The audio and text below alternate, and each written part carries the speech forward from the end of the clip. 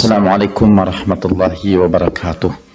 Alhamdulillahirabbil alamin. Allahumma shalli ala Muhammadin wa ala Muhammadin at-tayyibin at-tahirin ajma'in.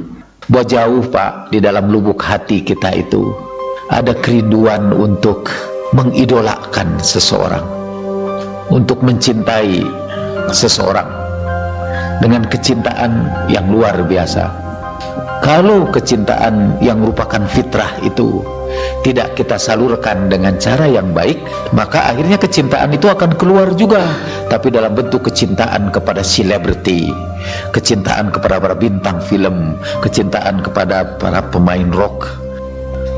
Orang mengambil misalnya sobekan kain dari orang yang kita cintai itu, di dalam istilah agama itu disebut tabarruk, ya.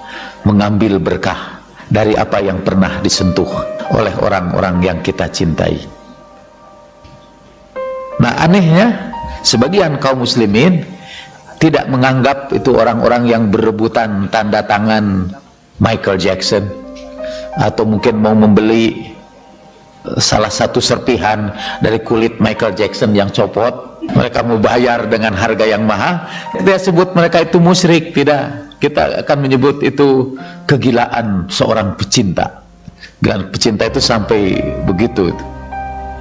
Tapi kita menyebut kalau ada orang yang mengambil berkah dari rambut Rasulullah Shallallahu Alaihi Wasallam, kita menyebut itu sebagai satu kemusyrikan. Dan kita tidak sebut itu sebagai ungkapan kecintaan kepada Nabi Shallallahu Alaihi Wasallam. Jadi secara singkat, jauh dalam lubuk hati kita yang paling dalam ada kerinduan untuk mencintai manusia besar, manusia yang kita idolakan.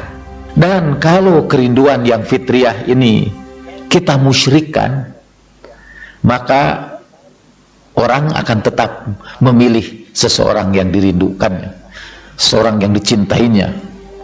Mereka akan tetap mencari manusia besar lainnya untuk mereka cintai. Islam mengajarkan kita untuk mencintai Rasulullah Sallallahu Alaihi Wasallam sebagai tokoh panutan kita dengan kecintaan yang setulus-tulusnya. Sampai Rasulullah Sallallahu Alaihi Wasallam bersabda, tidak beriman kamu sebelum aku lebih kamu cintai daripada kekayaanmu, daripada dirimu, dan daripada seluruh umat manusia ini. Mula-mula kata Umar bin Khattab datang menemui Nabi Sallallahu Alaihi Wasallam, ya Rasulullah, saya cintai engkau lebih dari segala-galanya kecuali di atas diriku sendiri. Kata Rasulullah, tidak, kamu belum sempurna iman kamu sebelum kamu cintai aku lebih dari dirimu sendiri. Lalu Umar bin Khattab berkata, kalau begitu ya Rasulullah, aku cintai engkau lebih dari diriku sendiri.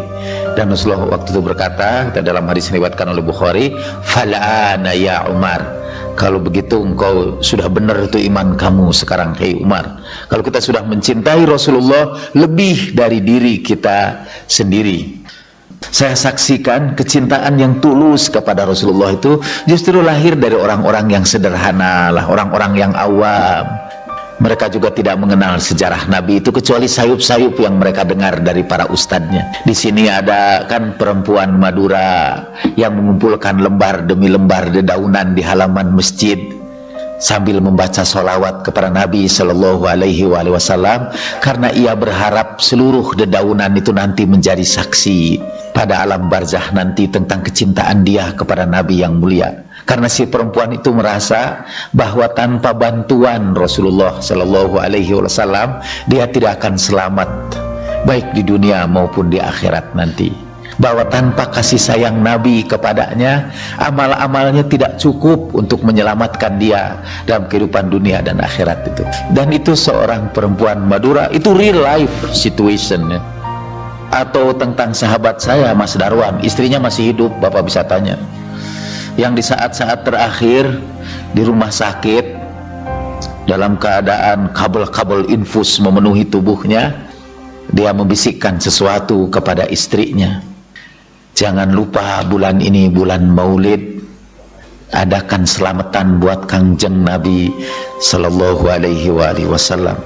Dan itulah kalimat terakhir, dan itu juga yang mengantarkan dia kepada kematiannya.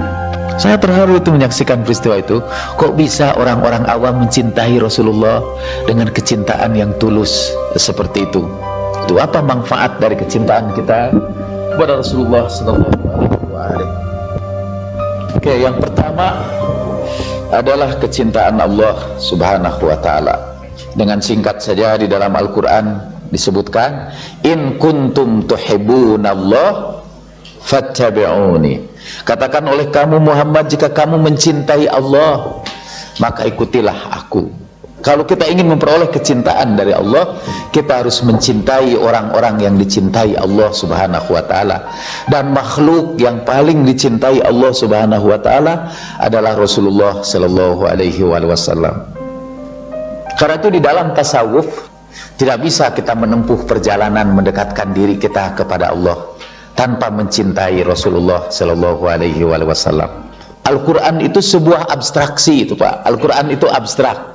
Al-Quran itu baru konkret dalam perilaku Nabi sallallahu alaihi wasallam. Karena itu kalau kita merendahkan Nabi sallallahu alaihi wasallam, meruntuhkan kehormatannya, kita sebetulnya juga meruntuhkan ajaran Islam itu secara keseluruhan. Oke, balik lagi. Jadi salah satu manfaat dari mencintai Rasulullah sallallahu alaihi wasallam ialah kecintaan Allah kepada kita. Dalam sebuah hadis juga, kalau Allah mencintai seorang hamba, Allah suruh malaikat Jibril mengumumkan di seluruh alam semesta ini agar seluruh alam semesta mencintai dia juga. Kalau Allah mencintai bapak atau ibu, Allah menyuruh malaikat Jibril mengumumkan di seluruh alam semesta ini agar seluruh makhluknya juga mencintai dia. Saya ingin akhiri dengan sebuah hadis Nabi, kata diriwayatkan oleh At-Tabrani dengan sanad yang sahih. Hadisnya berbunyi begini, cintailah Allah atas anugerah nikmatnya yang diberikan kepada kamu, dan cintailah aku karena kecintaan Allah kepadaku, dan cintailah keluargaku karena kecintaan aku kepada mereka. Jadi akhirnya maksudnya, karena mencintai Allah kita lakukan dengan mencintai Rasulullah sallallahu alaihi wasallam, dan mencintai Rasulullah kita lakukan dengan mencintai ahlul baitnya, seperti yang dikatakan oleh Nabi sallallahu alaihi wasallam. Kiranya beliau berkenan menerima kita dalam barisan kafilah ruhaninya. Sekiranya Rasulullah menempatkan kita pada barisan yang paling belakang sekalipun, kita akan mensyukurinya ketimbang ditinggalkan oleh barisan Rasulullah sallallahu alaihi wasallam sama sekali.